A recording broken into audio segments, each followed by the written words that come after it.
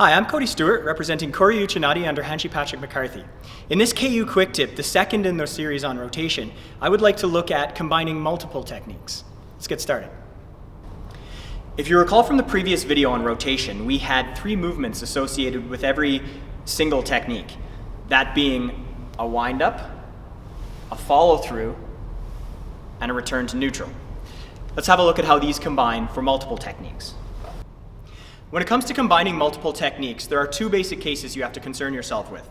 The first is where the rotation required for the second technique is in the opposite direction to the first.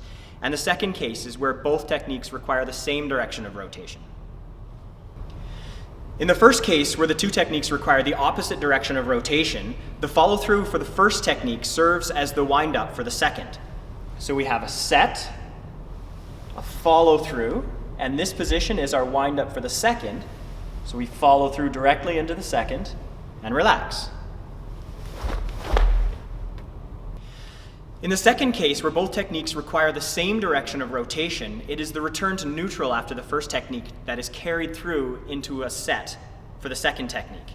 So we have a wind up, a follow through, a return, which is carried into a set, follow through, relax. All right, let's look at an example of linking 3 techniques together using both cases. So the opponent throws a punch, which we're going to receive with a high block, follow with a low hook, and a high hook. So the first 2 techniques rotate in opposite directions, and the second 2 techniques rotate in the same direction.